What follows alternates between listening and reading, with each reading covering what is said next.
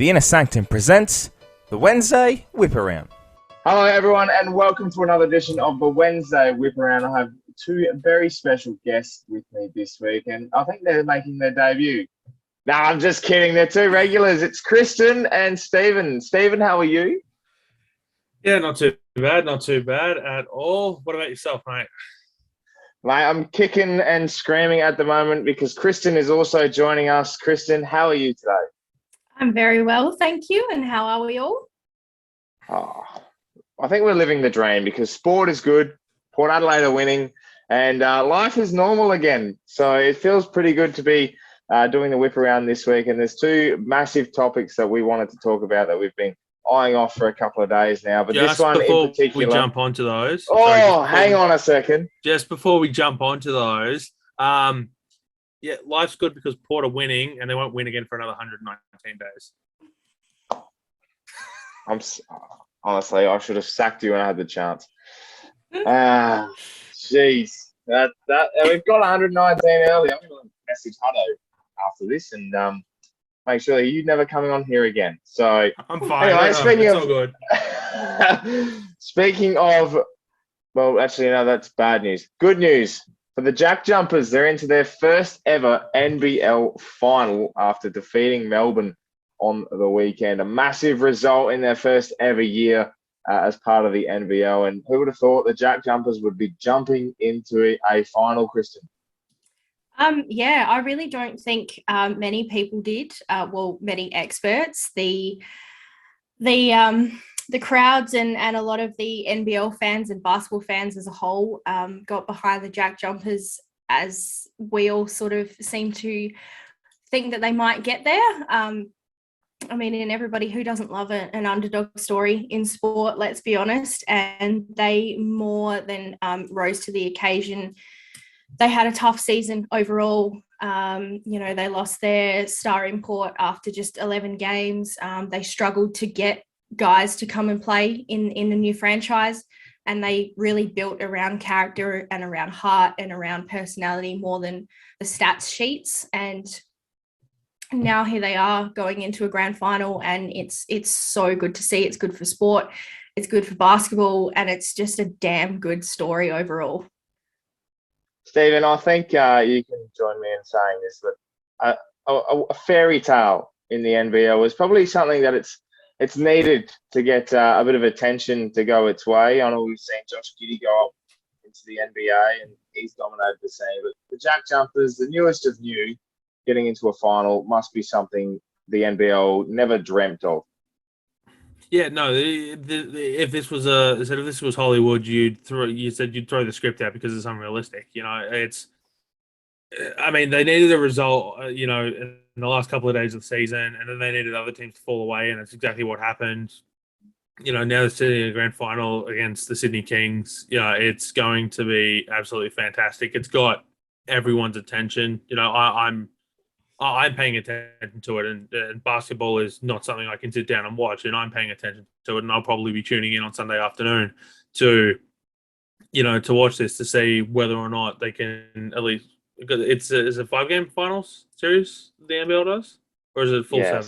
If needed, they will go to 5. So if needed, 5. So I'll be tuning in game 1, see if they can actually start off on the right foot and see if they can force the Kings to come back. So, it's going to be absolutely exciting. And, the NBL couldn't have asked for anything better. Yeah, well, that final against the Kings, actually the first game is on Friday night at 7 p.m, which is going to be a massive first night. It is in Sydney, Kristen, so a little bit of a tough start to kick off. But talking about Sydney, the Kings have almost cruised through this year, haven't they? Yeah, to a certain degree. I mean, we've got a third versus fourth playoff, I believe now, which is really good to see. It's going to be an even competition, and the Kings, they also made it hard for themselves. Like, a lot of their wins were hard fought wins, they were close wins, and even in the last sort of final series that we've seen against Illawarra, they sort of pulled away a little bit. But they've got some real talent. Like, if Jalen Adams just gets going again like he did the other night, he's almost going to be unstoppable. I mean, the Jack Jumpers are known for their defense, and that's how they've built their season, and that's how they've gotten their wins. But they're going to have to lock him down. Otherwise, they're going to be in a world of hurt. I'm all about defence here at the Inner Sanctum, and particularly myself being a defender in footy. So defence wins games. But Stephen, how big is this for the Sydney Kings? Because I'm actually not too sure in particular, but you're in New South Wales, aren't you? Yes. Yes. How big is this in terms of for them and for the state as well? I mean, it never hurts to have postseason success in any sort of sport. You know, obviously basketball isn't exactly one of the most popular sports in this country. Although depending on who you ask, it's overtaken popularity of the AFL in Tasmania, and we'll get to that in a minute. You know, if you've got an opportunity to show it off, you show it off. So yeah, I think it has the potential to be big. Is it going to take headlines away from the NRL? Probably not, but you know, it'll still rate a mention on all the sports shows and everything like that. So that's really all you can hope for, is getting a mention. And you know, you said Friday night. I did say Sunday. I apologize for that. ESPN lied to me this morning.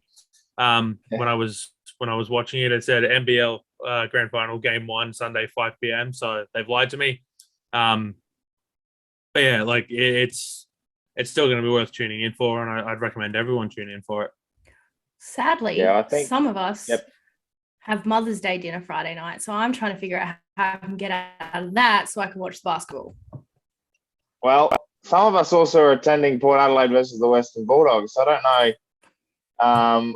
You know, I'm probably just going to watch Port, but I'm on the Jumpers bandwagon, and so I think is all of Tasmania, because I have a new job. I get the opportunity to look at all the different papers that News Corp have to offer, and besides reading all of the Inner Sanctum articles, I was reading the Mercury, and that is Tasmania's leading newspaper. And on the front page, on the back page, on the middle page, it may as well be a Jack Jumpers lift out, because this has taken over Tasmania. And how important is this for the state of Tasmania, Stephen, to be, to be put on the map for sport? I think it'll stick it in the face of a few other sporting codes who have not given Tasmania the respect it deserves. It deserves, I should say. I've roasted a few people I know who live in Tasmania in the past that, you get 2 games a year from the AFL, and that's all you said, you know, and that's enough to keep you satiated for another 12 months. Like, it's, you know, the AFL has been dangling and teasing the carrot for 10 years, 20 years, whatever it is. And they keep coming back because they know that people care about these 3 or 4 games they get, you know, where it's just enough where it's like, we can't expand, but anytime we need a crowd numbers boost, we'll send a game down there. You know, like the A-Leagues had a perfect opportunity to expand during the last round into Tasmania. There's been interest there. The state government came out and said that they'll help fund a football-specific stadium, or any stadium, I should say, to whichever sporting code came first. And the A-Leagues had a perfect opportunity to do that because they were actively expanding. At the end of the day, they listened to the previous broadcast to put a 3rd team in Melbourne and a 3rd team in the Greater Sydney area, and that hasn't exactly worked out. So, you know, they've ignored Tasmania as well. You know, I think that this paves the way for Tasmanian expansion so that they can, quote unquote, join the rest of the country in terms of a sporting landscape, and it will probably just be a matter of who goes first. Yeah, I think as well, it's proven to be very much a sporting-driven state. We've seen AFL finals play there, in particular last year, the Dogs versus the Bombers, and that was a full crowd. We've seen countless amounts of games played there for the AFL across the years. I'm pretty sure, like, we obviously have the Jack Jumpers, the A-League's been down there, and the WNBL as well played a game, Kristen, down there just recently, I think also to test the market, and I think it's just all been positive. Yeah, absolutely. And, you know, I don't know if anybody here has been to Tasmania, but they love their sport because, let's face it, there's not really much else to do. And that's not, you know, having a go at the city at all. But you've got to, if you live there all the time, you want stuff to get around. I mean, look how passionate we are here. We've got 2 footy teams, and it's you're one or the other. So when it comes to sport, there is an open market there, and we've seen how much people are obviously willing to adopt it if the codes are going to put the time in. Like, I've seen teachers say that, you know, they've seen the kids this season go from kicking the footy to playing with the basketball. So if you've lost the kids, you're way behind, because that's what the AFL says they need. They need kids on the ground. They need the code to grow from the grassroots level. So if basketball's doing that, then they're a step ahead of the game. And even down to, you know, like the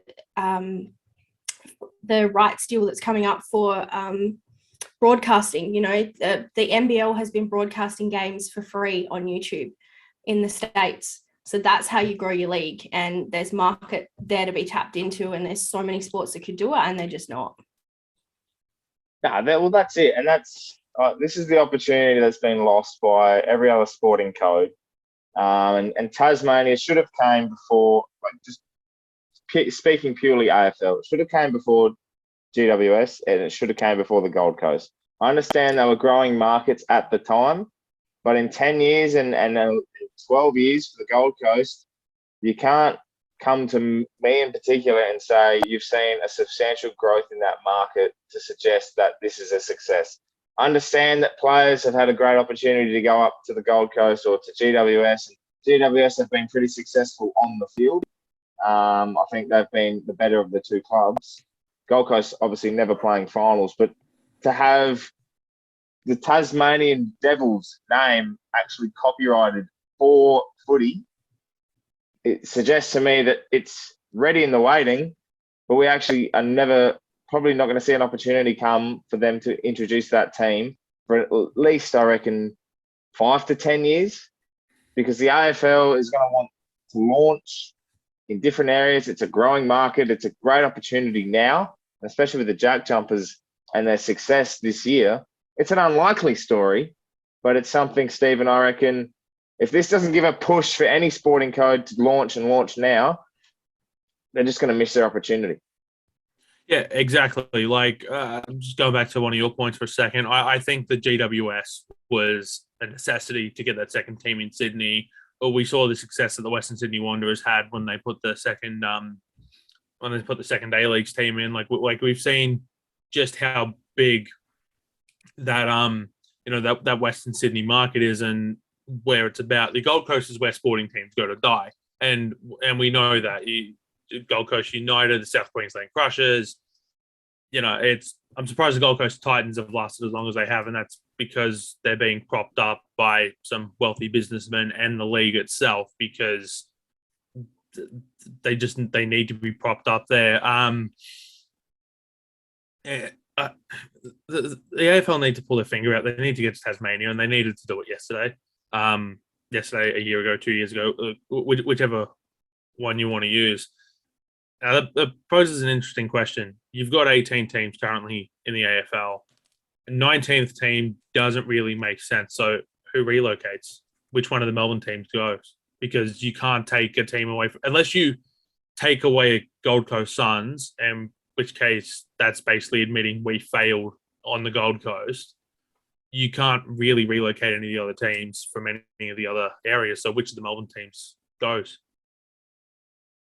I mean, I've had this thought, and I strongly believe that history comes into play when making this decision, because I feel as though that, I mean, we've seen relocations before, we've seen potential mergers before, and that's caused a lot of. I mean, the Sydney Swans coming from South Melbourne has proven to be a very successful transition and a relocation, and they still keep that history behind in their repertoire. So I think it can be successful, and I think with Tasmania, though, I don't feel like a relocation works. I feel like they need to own their own team, develop their own development squads, have their own talent come through, let them poach a couple of superstars from other teams.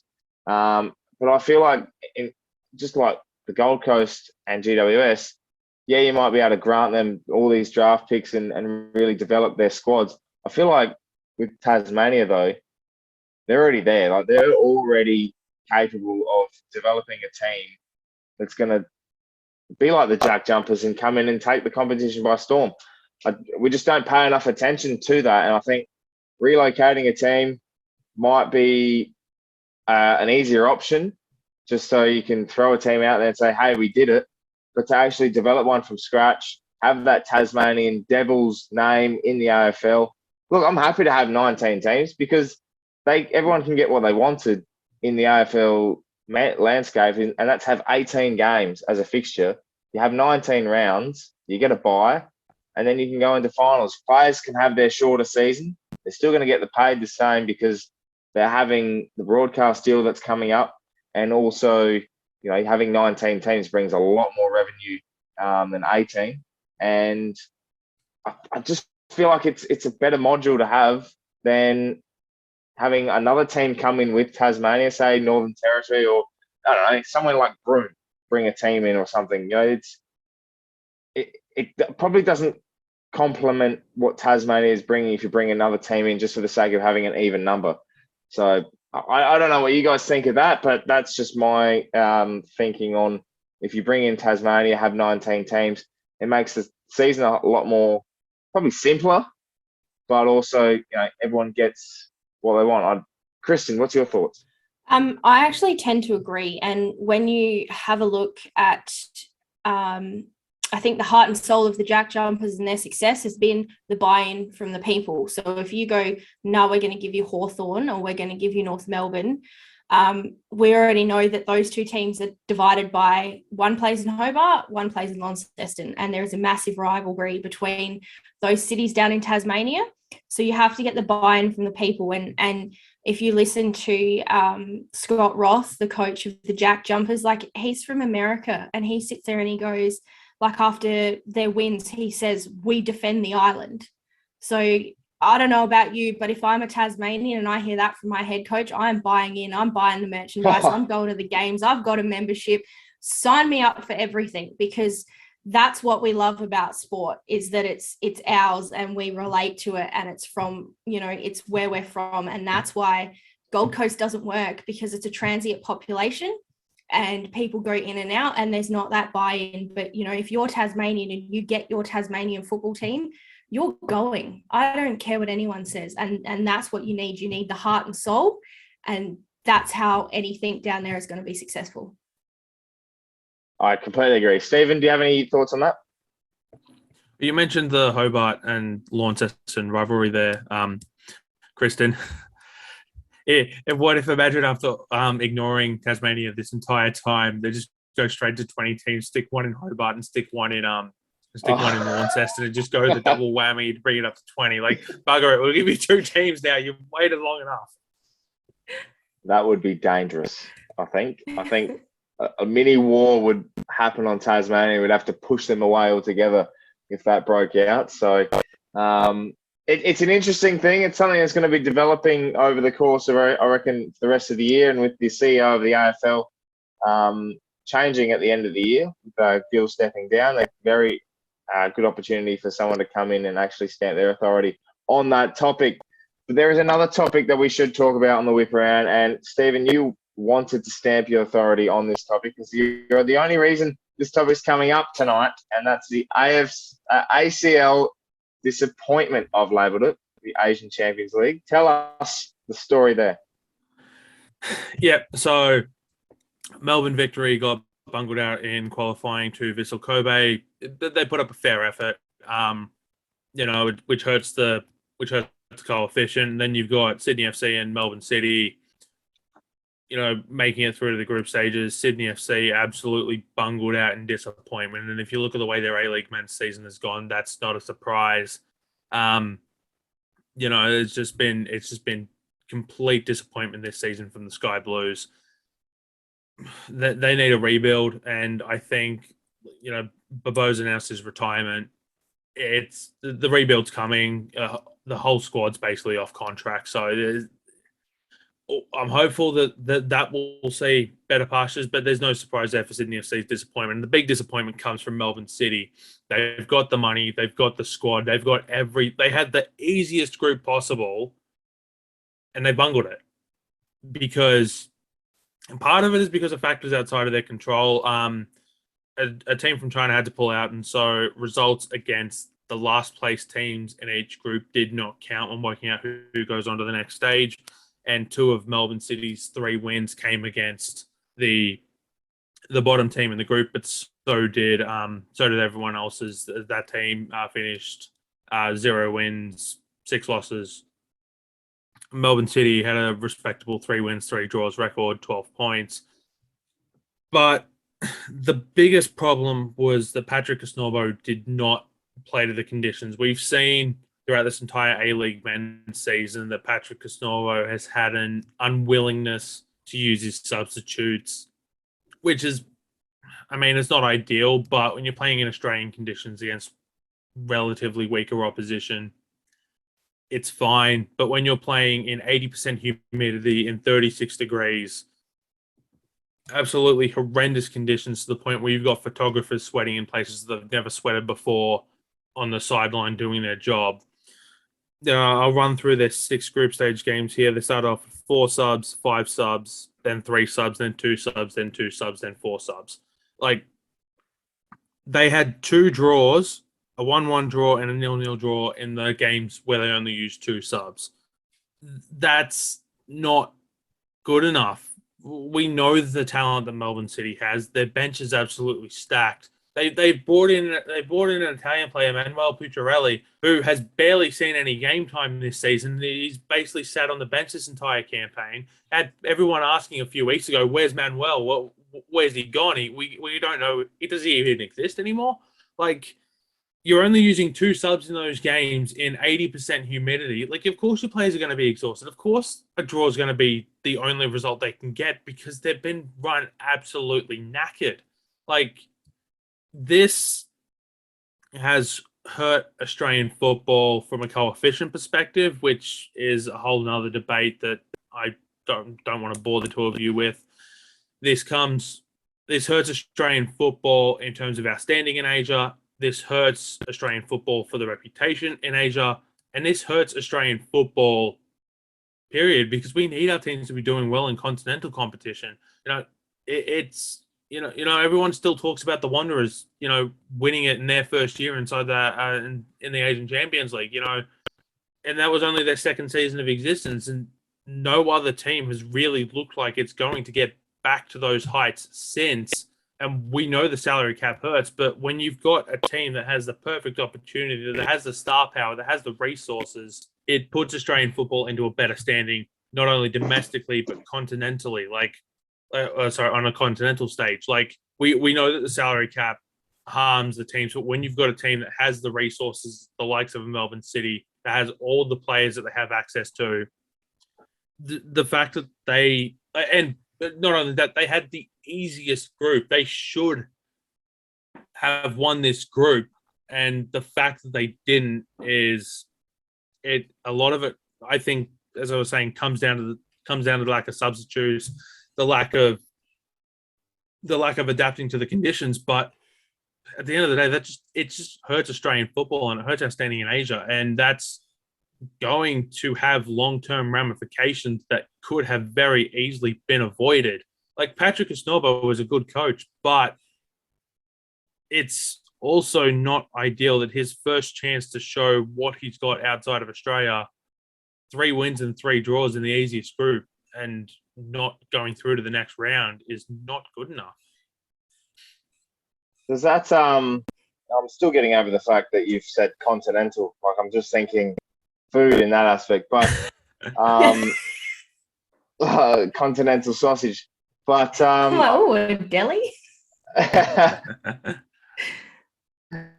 Yeah, I'm thinking, Sydney, we've seen they've been such a dominant force in the A-League, and Melbourne City have been around the mark too. That is the step up into the Champions League. I don't know if it's too much, but is it taken as seriously as maybe as some others would, Stephen? I don't. Okay. So my immediate thought there was to go. I don't think teams are taking it seriously, but I think teams are also hamstrung with how they can take it. Like it's been a little bit easier the last couple of years because everything's taken place in groups. Like last year, Australia had to pull out because of COVID concerns. With where things were going and the fact that the season had to be completed to appease the previous broadcaster. It's certainly not ideal, the circumstances the last few years, but Australian teams should be good enough to get out of the group, and they're not. As I said, the salary cap is a little bit of a hamstrung, which other countries don't have. But especially in this Melbourne City case, that doesn't add up with what they've got. Like they should have done better, and the fact that they didn't is a bit of a disappointment to Australian football. Yeah, I think it and like the representation of Australian football around the world in particular doesn't have a good look at the moment because it's unlikely for the World Cup. Then you've got the Champions League. We haven't got any team filtering through. And Christian, do you think having this lack of success on the national stage and also for the Champions League stages for club level, is this a wake-up call? Because we've been trying to get a wake-up call for Australian football for years, but we've never got it. So is this finally something that might actually click some people into gear? You would have to hope so. As not being an avid soccer supporter or watcher or lover at all, I would have to say my interest is pretty much 0% at the moment. But never having that interest, even I knew the big names of, like the early 2000s and the mid 2000s, and I would watch Socceroos games and stuff like that when, there was success. I mean, a bit of a bandwagon thing, but if you don't have that and you don't have that representation, then you don't get other people that aren't really lovers of the sport to buy in and be a part of it. So if they want to keep building here, and you only have to look at the success of the game in America and its league there. So if they want that here, they're going to have to start doing something.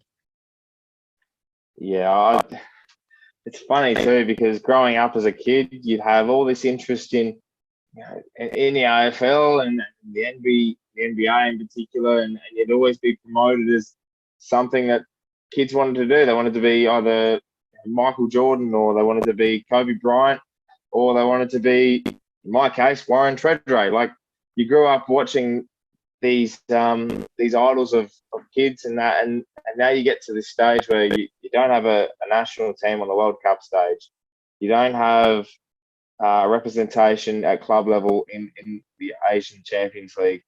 The A-League is doing pretty well itself. With the new broadcast deal, I think it's done wonders in terms of interaction.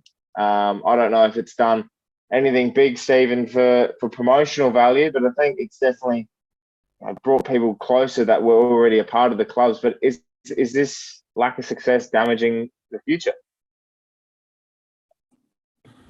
Yeah, I'd say it has the unfortunate potential to damage the future. The A-League's marketing slogan this year, with arguably the tune of the year that probably should have gone at got a number one on the hottest 100 was here comes the future. And what future?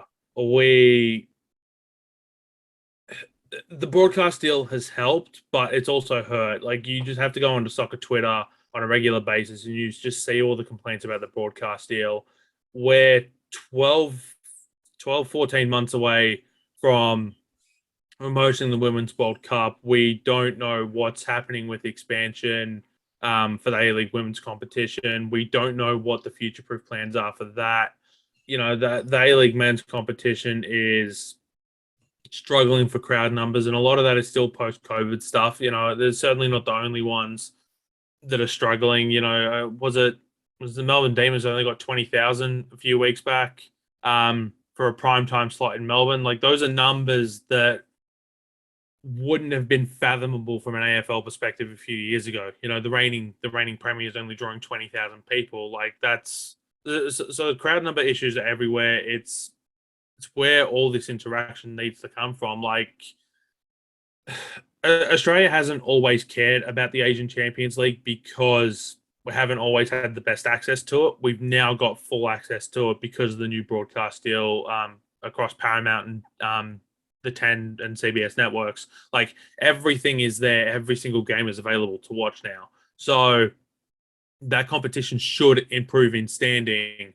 Like, I don't know what the solution is, and I don't think a lot of people know what the solution is. Everyone has ideas, but no one seems to know how to implement it.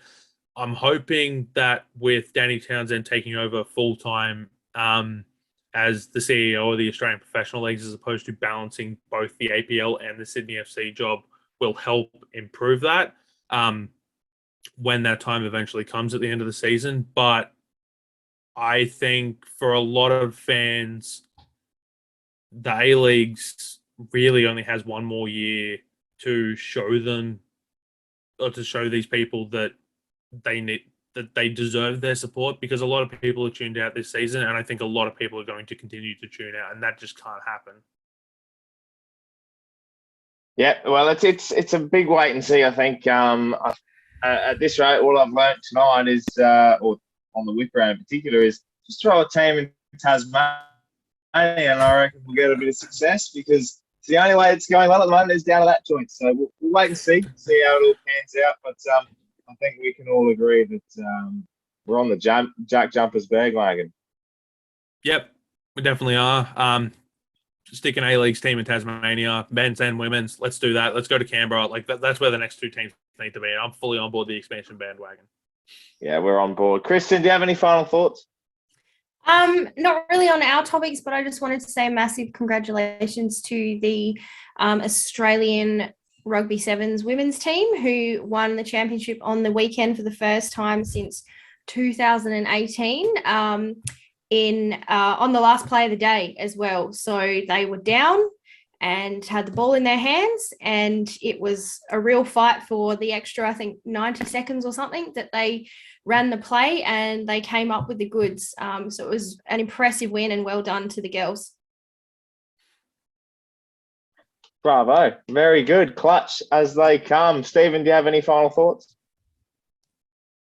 Extend the A-League women's season. I love that. My final thoughts are simply, I hope Port Adelaide wins this week. Otherwise, there probably won't be a whip around next week. So fingers crossed, eh? It's fine. I'll host.